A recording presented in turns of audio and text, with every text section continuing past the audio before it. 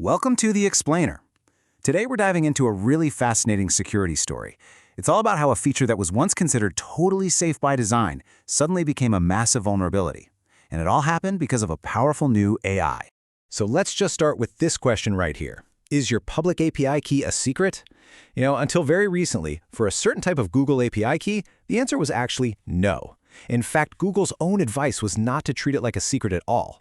But then, one single change turned all of that advice completely on its head. All right, part one, the safe public key. To really get what went wrong here, we have to go back and understand the old rules of the road. For years, if you were a developer using something like Google Maps or Firebase, you were actually told to put your API keys right into your public-facing websites and apps. And look, this wasn't some mistake or a bad practice. It was completely intentional.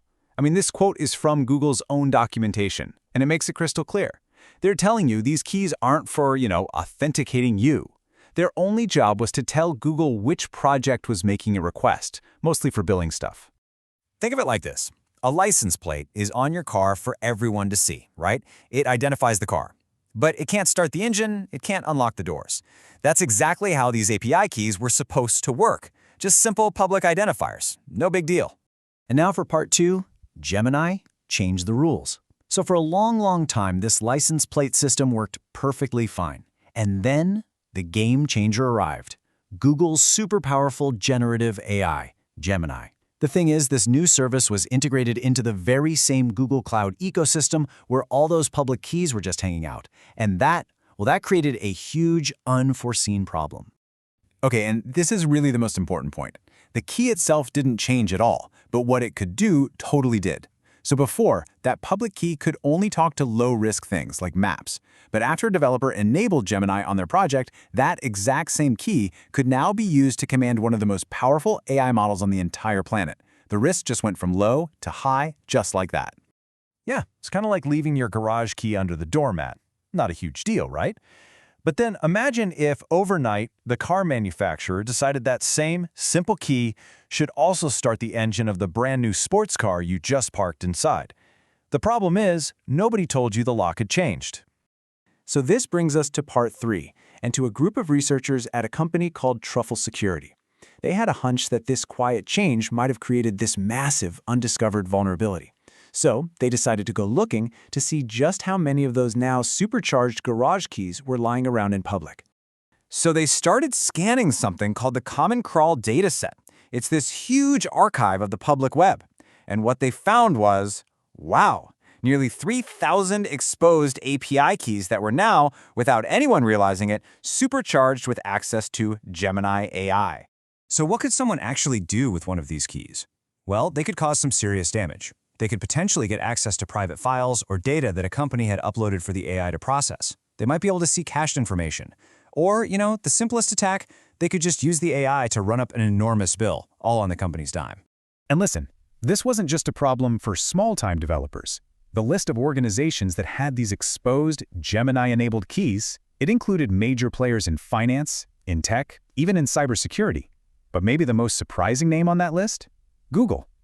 Turns out their own public websites had keys that were now vulnerable. Which brings us to part four, the scramble for a fix. Finding a vulnerability this big is one thing, but getting it fixed is a whole other challenge. The researchers at Truffle Security started this really careful disclosure process with Google to report what they'd found and to show them, hey, this is a real problem. This timeline here shows you pretty much how it all went down.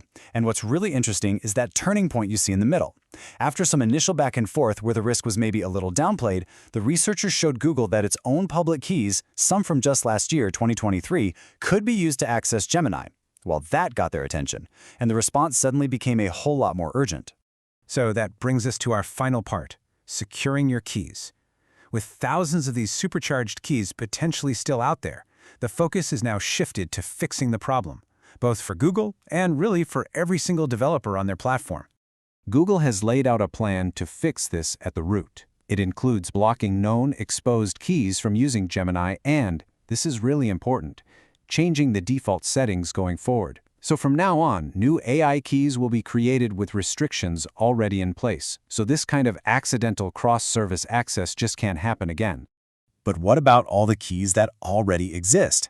Well, for those, the responsibility really falls on developers, and the advice is pretty clear.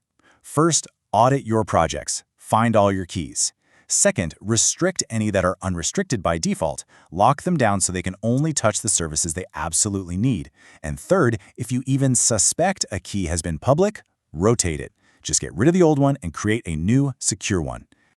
You know, this whole story is such a powerful reminder that in technology and security, our assumptions can be really dangerous. A setup that is perfectly safe today could become a critical vulnerability tomorrow. It really forces us to ask this question right here. As fast as technology is moving, what's our next Gemini moment? Just hiding in plain sight? Definitely something to think about. Thanks for joining us for this explainer.